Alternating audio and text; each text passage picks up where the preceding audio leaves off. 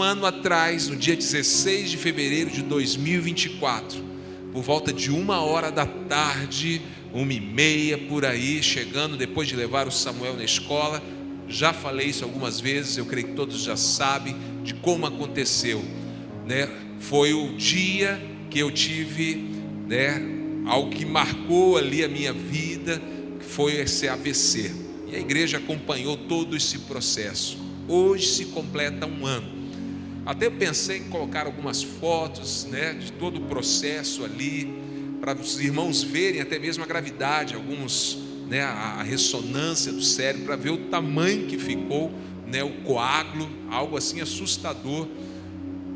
Mas de toda a história que vocês já conhecem, o quanto que Deus, né, nos livrou ali da morte. Ficamos no CTI, né, fiquei ali no CTI entubado alguns dias. Depois de algumas semanas estava retornando no consultório do médico, doutor Bernardo, né, neurocirurgião. Ele falou assim: olha, foi por um triz que nós não abrimos a sua cabeça. Juntamos, fizemos uma junta médica para decidir o que queríamos fazer diante do tamanho que era o coágulo ali no seu cérebro. Mas no momento que nós fizemos, nós sentimos ali, né, algo e falamos: vamos esperar mais um pouquinho para ver se vai desinchar. E cada momento, cada dia que passava, ia desinchando e ia resolvendo, nós decidimos não mexer. Quer dizer, a mão de Deus sobre a minha vida. Glória a Deus. Um ano se passou e hoje eu digo para os irmãos, nessa semana eu estive num exame de rotina num cardiologista. E o cardiologista perguntou como é que eu estava. Eu falei: rapaz, estou me sentindo tão bem esses dias, né? Estou me sentindo mais disposição, estou melhor.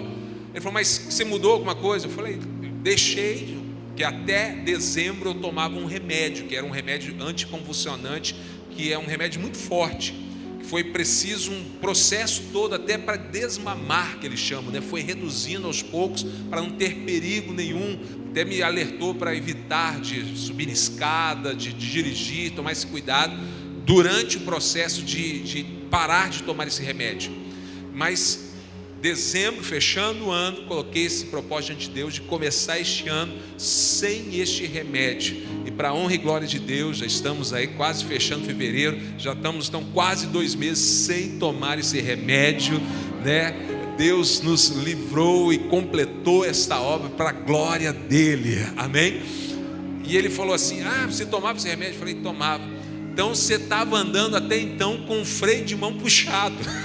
Esse remédio é exatamente isso, né? Como se tivesse o freio de mão puxado, né? Te travando em tudo, pensamento, disposição, tudo mais. Agora soltou o freio de mão, agora você está livre, você tem alta completa. Aí eu pensei comigo: agora que a igreja aguenta, né, a liderança, vai voltar aquele monte de reunião, bora trabalhar para Jesus, né? Estamos com total alto. Isto é para a glória de Deus, é pela misericórdia de Deus e a bondade de Deus na nossa vida, amém? A Ele seja todo louvor e toda glória. Um ano estamos aqui para a glória de Deus. Irmãos, eu louvo a Deus e eu sei que tudo isso é pela graça do Senhor, pela graça do Senhor. E aqui, como eu disse, dando, né, esse testemunho, esse louvor a Deus, agradecimento à igreja por todas as orações, eu uso como uma introdução para a minha palavra, a palavra que Deus tem para nós. Porque quando nós falamos daquilo que Deus faz na nossa vida, isso é tão importante, dar essa glória a Deus, e seja um testemunho de bênçãos, um testemunho de prosperidade, uma porta que Deus abriu, uma bênção que você alcançou, tudo isso é muito bom, fortalece a fé. Mas existe um perigo, é aí que eu quero conversar com vocês, começar aqui a conversar com vocês, de algumas pessoas terem uma interpretação errada, ou um sentimento errado a respeito disso. Em qual sentido? A pessoa parar e pensar assim: puxa vida, Deus fez isso, Deus está fazendo aquilo, Deus prosperou, Deus está lá fazendo tudo isso, e na minha vida não está acontecendo. Será que Deus ama mais o pastor Samuel? Será que Deus ama mais, né, aquela pessoa que deu aquele testemunho do que a mim? a pessoa pode cair, deixa eu te falar, num engano do diabo, quando ele lança esse tipo de pensamento e a pessoa aceita no seu coração. Deixa eu te falar algo, Deus não ama mais uma pessoa e menos outra, Deus ama todos igualmente, Ele não faz diferença, e as bênçãos de Deus estão à disposição de todos. Quem está entendendo isso, dá um glória a Deus aí, deixa eu ver. Irmãos, esse entendimento que a gente tem que ter, tudo é pela graça de Deus, é Deus que faz. Lógico que é um assunto complexo, entendo que existe a soberania de Deus, a vontade dEle, pode realizar algo às vezes que não é, que está alinhado com aquilo que nós desejamos. Mas aonde eu quero caminhar com você aqui nesta noite, é entender que existe aqui duas faces da mesma moeda. Existe aqui algo que a gente chama de paradoxal. O que é algo paradoxo? São duas verdades que entram em atrito, parece que elas estão em direções, opostas, estão em choque, algo paradoxal. Por que eu digo? Porque a graça de Deus nos fala que, como eu disse, seja o que for, a bênção, a cura, enfim, a graça de Deus é algo que Deus faz e não há nada que nós possamos fazer que vai aumentar ou diminuir isso. A graça de Deus é absoluta, não há nada que nós possamos fazer. Mas por que eu digo que é paradoxal?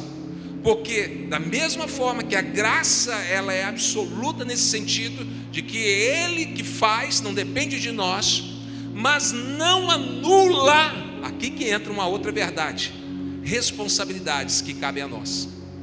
Não anula algumas responsabilidades que cabe a nós realizarmos. Vamos lá, de uma forma bem simples.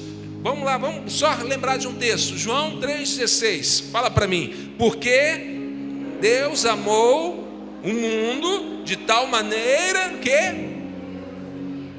Ok, Deus amou o mundo, é a graça de Deus. Este mundo não merece, a humanidade não merece isso, dele entregar o seu filho. Deus amou o mundo e deu o seu filho para salvar este mundo.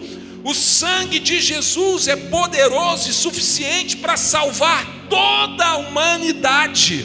Quem crê nisso, deixa eu ver. O sangue de Jesus é poderoso para fazer isso. Mas eu te pergunto, toda a humanidade está sendo salva? Sim ou não? Não. Por quê? Porque mesmo que a graça de Deus, o amor de Deus e o ato que Deus fez de entregar o seu filho é para toda a humanidade, não nos isenta da nossa parte, para que todo aquele que nele crê não pereça, mas tenha vida eterna. Mesmo que o sangue de Jesus é poderoso para salvar a humanidade, somente será salvo aquele que cumprir a sua parte, que é crer no Senhor Jesus. Irmãos, aqui entra esta questão. Como eu disse, é algo muito amplo, mas apenas uma linha de pensamento com vocês. Por que às vezes coisas acontecem com pessoas e elas ali dão um testemunho de uma bênção, de algo que aconteceu, e outras dizem assim, mas comigo não aconteceu? Porque da mesma forma que Deus quer fazer, Ele quer fazer na vida de todos, mas depende também de uma disposição nossa, de uma atitude nossa.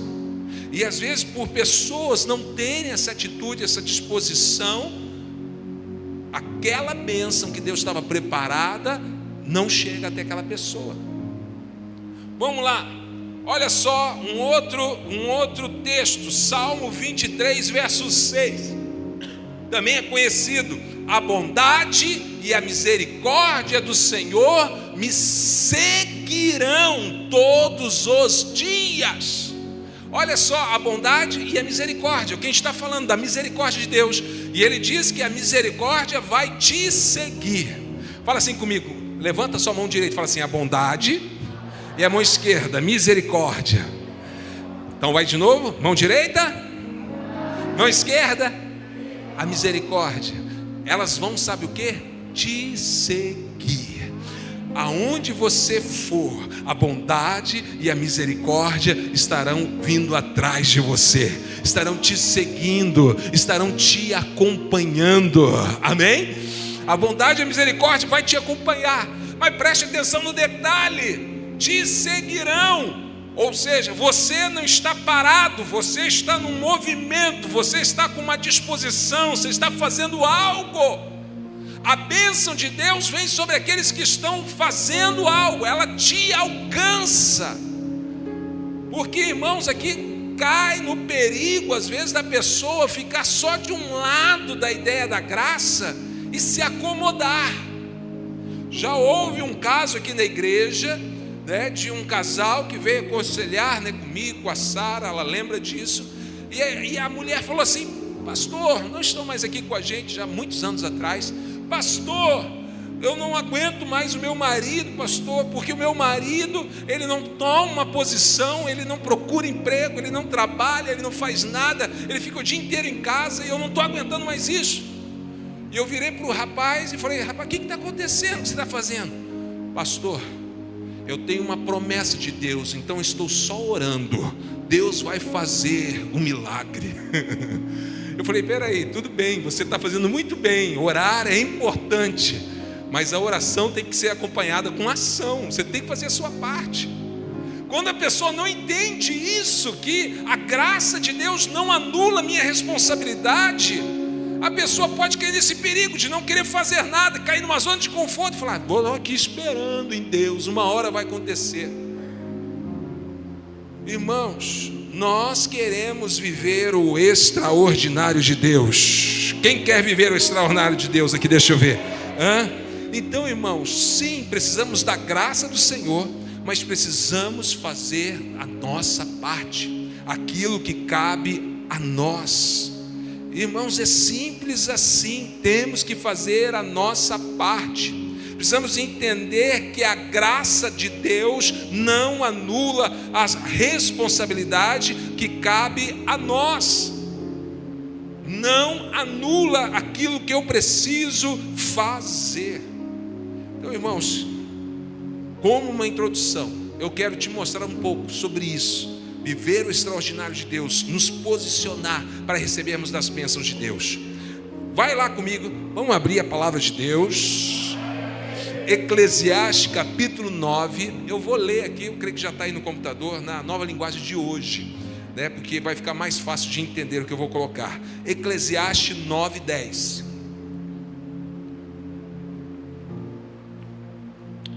Diz assim a palavra de Deus: tudo o que você tiver de fazer, preste atenção, aquilo que você tem que fazer, ação, é você fazer algo, faça o melhor que puder. Se nós queremos viver o extraordinário de Deus, esta aqui é a palavra-chave para esse extraordinário. Aquilo que você tem que fazer, seja na sua casa, na sua família, seja na igreja, no seu ministério, seja no seu trabalho, faça com excelência, faça o melhor que puder.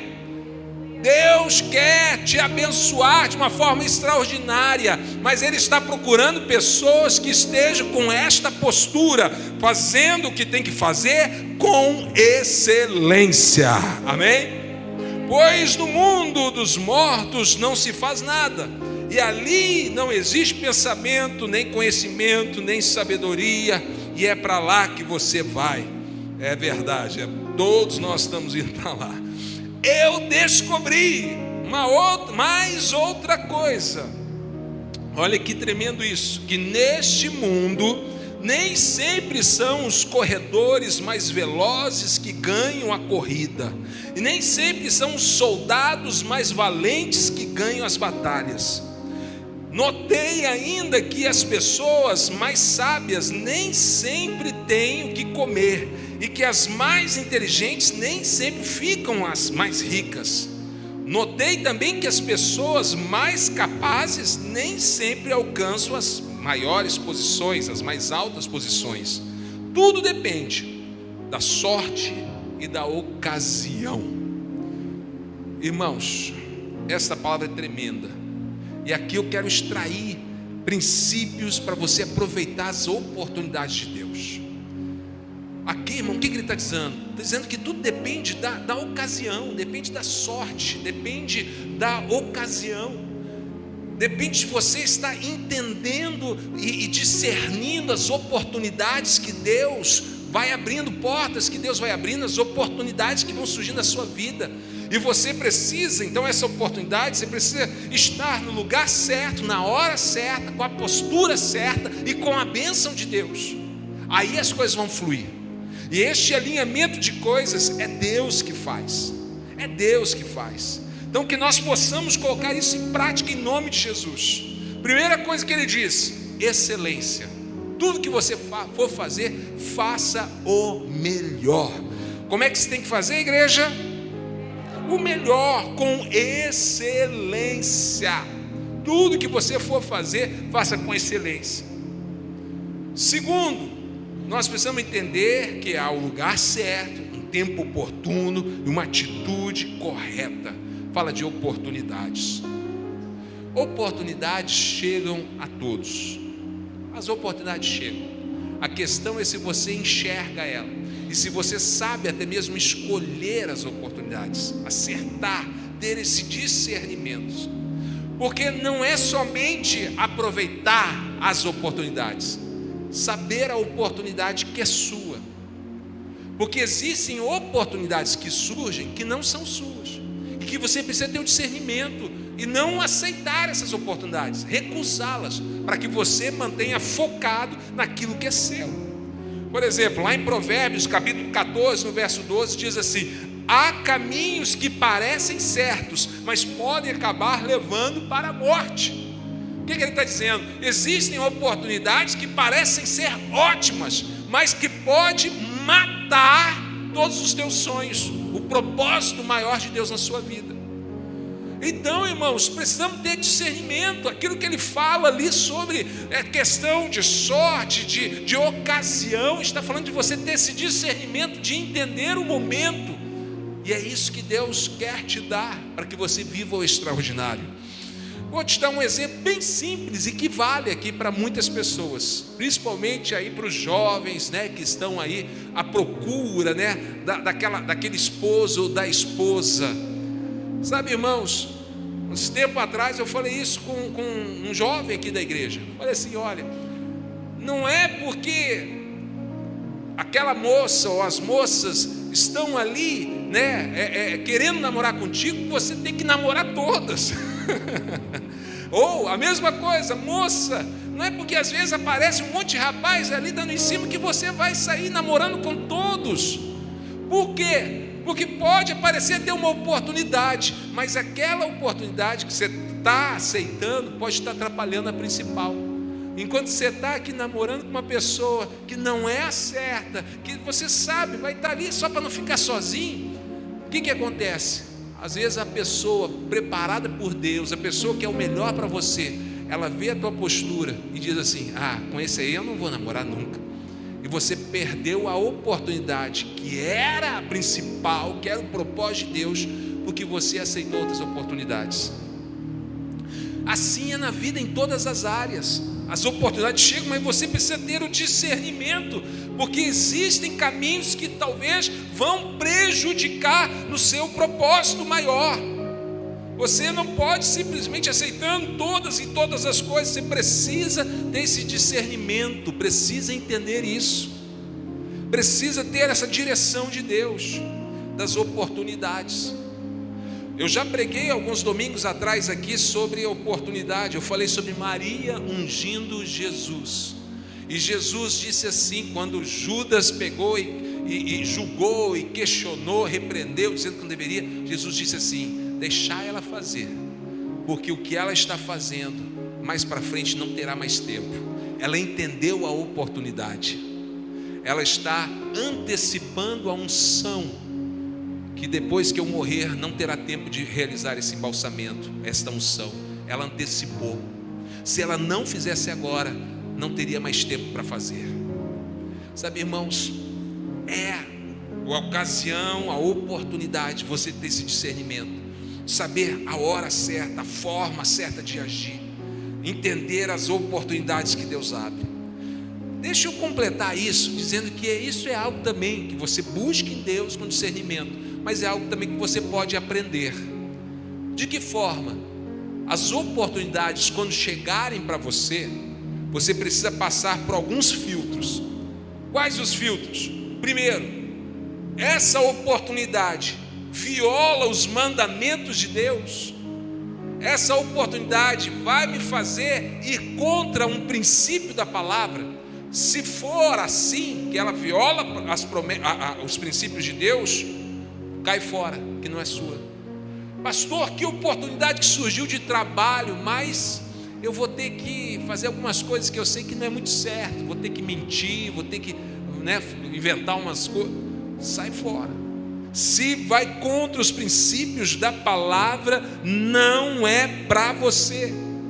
Essa oportunidade, segundo filtro, vai abençoar outras pessoas, ajuda o próximo. Se essa oportunidade ajuda o próximo, ok, passou numa peneira, passou no filtro, mas se não tem também o fim para abençoar outras pessoas, é algo que vai beneficiar a sociedade, beneficiar o povo. Se não for, pula fora. Essa oportunidade não é para você. Terceiro filtro, faz bem para você e faz bem para a sua família. Se isso vai prejudicar o teu relacionamento em casa, com seus filhos, com o seu cônjuge, pula fora. Prioridade é a sua casa, é a sua vida, é a sua família. E o último filtro para saber se a oportunidade é de Deus, é sua, de Deus para você. Essa oportunidade vai te separar da comunhão com os irmãos e de servir na casa de Deus.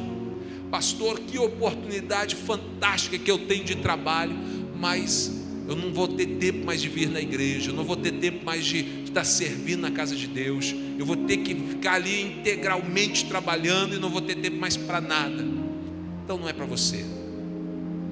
Prioridades é entender que em primeiro lugar é o reino de Deus, em segundo lugar é a sua família, terceiro também é congregar, estar na casa do Pai servindo. São filtros que você precisa ter. E assim você aprende a entender se essa oportunidade é para você ou não. Olha que Jesus, ele entendia muito bem disso, de saber esperar a hora certa, a oportunidade correta. Como que Jesus iniciou o seu ministério? Num casamento em Caná da Galileia.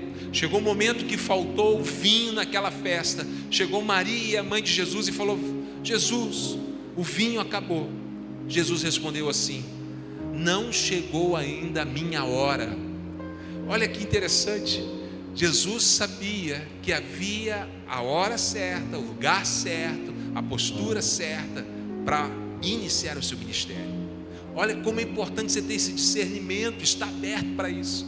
Jesus ele viveu dessa forma, entendendo que não é que qualquer coisa que fosse acontecer, ele estaria já iniciando havia tudo uma finalidade, sabia entender a hora, a oportunidade. Maria completa dizendo: faça tudo o que ele mandar. Quando Maria disse isso para os servos que ali estavam, Jesus entendeu que agora o cenário mudou. Agora todos estavam com seus olhos para ele, atentos em ouvir o seu comando. Aí ele disse: é exatamente assim, é a oportunidade que eu preciso para declarar quem eu sou, iniciar o ministério. Aqui eu vejo um detalhe: como é importante você caminhar do lado de pessoas que vão te ajudar também a discernir isso. Como é importante você ter, seja na sua casa, sejam amigos, seja na célula, pessoas que vão te ajudar. Como Maria, de alguma forma, fez com que Jesus ali visse que aquele era o momento oportuno, que chegou a hora. Tenha também na sua vida isso. Tenha amigos de fé, amigos de oração, amigos que vão te ajudar a caminhar alinhado com Deus. Amém, irmãos? Então, que você possa viver dessa forma. Agora, ainda pensando nesse milagre da transformação, é interessante que Jesus transformou água em vinho. Por que Jesus transformou água em vinho e fez esse milagre? Não só um milagre, mas ele disse que aquilo ali era um sinal. Por que um sinal? Era mais que um milagre, estava sinalizando todo o seu ministério.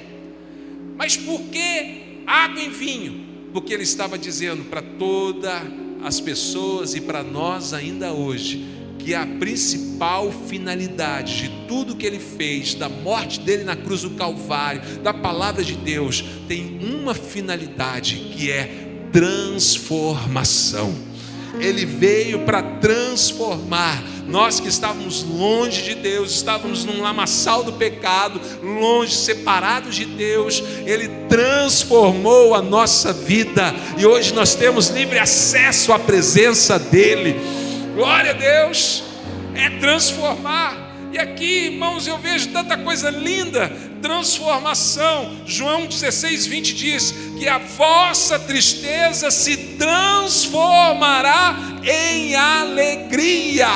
Ele veio para transformar. Esta é a razão do seu ministério, é o sinal que ele deu ali quando transformou água em vinho. É tão lindo isso que lá no Salmo de número 30, verso 5 diz assim: a noite ou a tristeza pode durar uma noite inteira, mas a alegria veio pela manhã.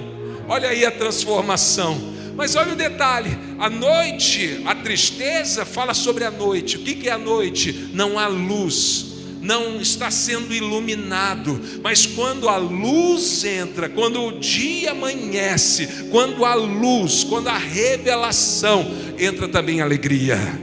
O que ele está dizendo aqui para a gente? Ele está dizendo que ele está pronto para transformar, mas essa tristeza se encontra porque você está vivendo no meio de trevas, sem luz. Mas se você deixar a luz da palavra de Deus entrar na tua vida, das revelações, se você deixar a luz do fogo do Espírito Santo entrar, é como o dia amanhecendo, é a luz que vai trazer a alegria e vai transformar a tristeza em alegria. Irmãos, ainda quando ele transforma a água em vinho, trazendo esta mensagem da transformação, ele não só transforma em vinho, mas o melhor vinho. Parece algo meio que supérfluo, vinho, começar o milagre ou o ministério dele com este sinal, vinho. Por que não ressuscitando morto? Por que não fazendo algo assim, que seja algo mais não tão supérfluo, seja necessário realmente? Era uma festa.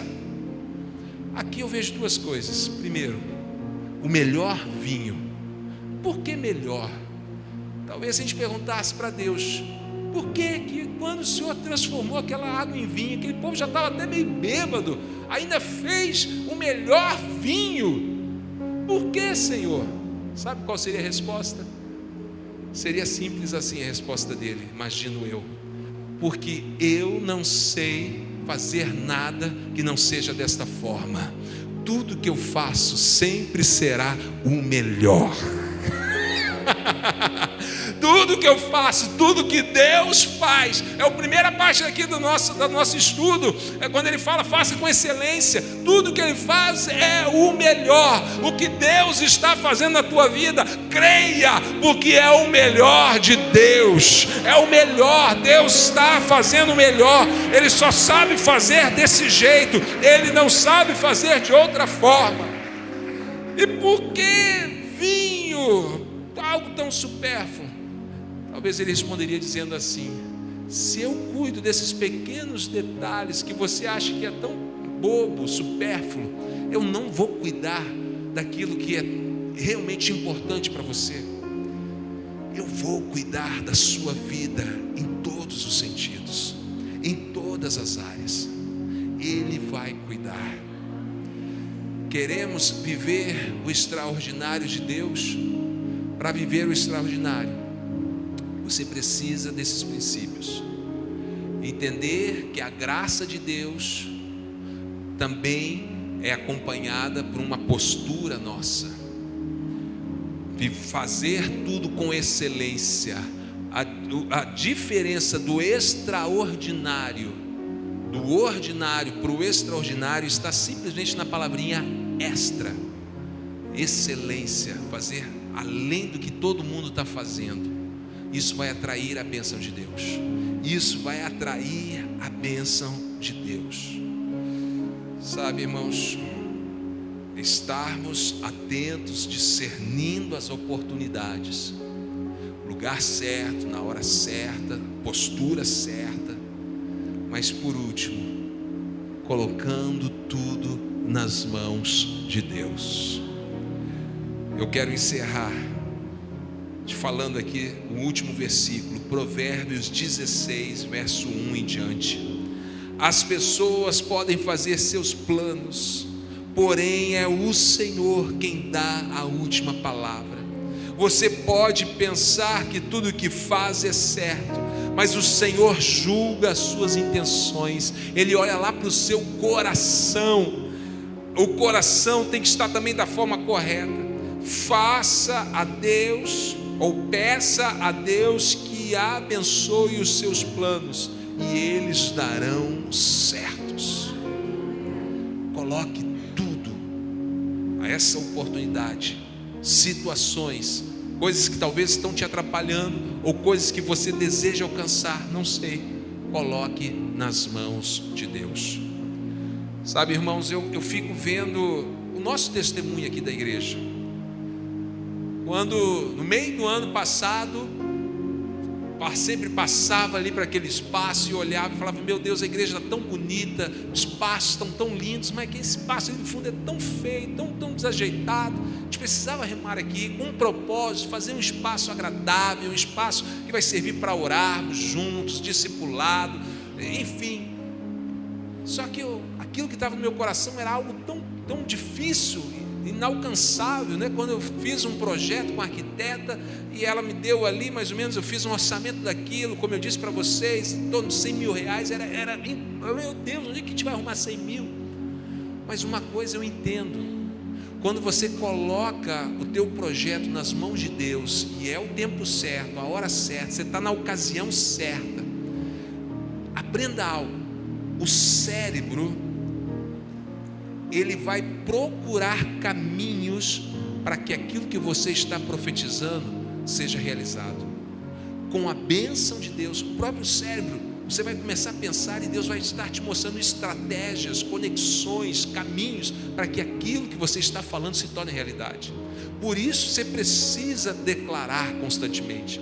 Eu tenho declarado a compra desse terreno, eu não sei como, né? Ou melhor dizer, aos olhos humanos é impossível. 2 milhões, sei lá quanto que ele vai estar pedindo lá. A última vez era quase isso. Onde que a gente vai arrumar 2 milhões e 100 mil já foi um ato de fé? Eu não sei, mas eu sei de uma coisa: no momento que eu estou profetizando e no momento que eu coloco nas mãos de Deus, sabe, é uma coisa que já inicia. O cérebro começa a achar caminhos, e Deus já vai dando sabedoria e direção, e já está nos mostrando caminhos, possibilidades, e de alguma forma a bênção vai chegar. Sabe, coloque isso em prática na sua vida. Qual é o projeto? De acordo com a sua fé virão os seus pensamentos, e de acordo com os seus pensamentos virão estratégias, e de acordo com o teu coração, é o que nós lemos, virá a bênção de Deus. Por isso, simplesmente entregue tudo nas mãos de Deus. Entregue os teus sonhos. Pessoal do louvor, pode subir aqui, vamos cantar uma música para finalizar. Eu queria que você ficasse de pé um pouquinho. Eu queria que a gente fizesse aqui um ato de fé agora. Eu queria que você colocasse suas mãos assim numa postura de pegar algo, né? Numa posição de como se estivesse pegando algo. Faça isso assim, como se fosse pegar algo. O que você está pegando? Aquilo que você vai colocar nas mãos de Deus. Eu não sei se é um problema, se é alguma situação que está te entristecendo, se é uma ansiedade, uma preocupação, ou talvez seja até mesmo um sonho. Está lá, vamos dizer, um projeto de vida. Como eu disse, eu pego aqui esse terreno e falo: Deus, É um sonho, é uma visão que o Senhor tem nos dado. Eu sei que é importante para a igreja, mas eu sei que eu aqui não vou conseguir fazer isso. Sabe o que eu vou fazer com isso que está nas minhas mãos? É o que você vai fazer. Você vai pegar isto e vai entregar nas mãos de Deus. Feche teus olhos um pouquinho. Vamos terminar esse culto desse jeito. Pegue nas suas mãos. Visualize o que você quer entregar ao Senhor. Situações, sonhos, impossibilidades, ou até mesmo problemas, talvez algo que você está desenganado ali pelos médicos, ou uma situação na justiça, eu não sei. Agora, pela fé, estenda as suas mãos, de olhos fechados, enxergue pela fé ali Jesus na sua frente, e Ele está com as mãos estendidas dizendo: me entrega. Pela fé, entregue a Ele agora. Entregue. Você pode fazer isso? Vai lá então, estenda as suas mãos pela fé e entregue. Jesus, eu coloco em tuas mãos, eu entrego em tuas mãos, porque eu sei que nas tuas mãos está no melhor lugar, porque o Senhor que começou a boa obra é fiel para completá-la.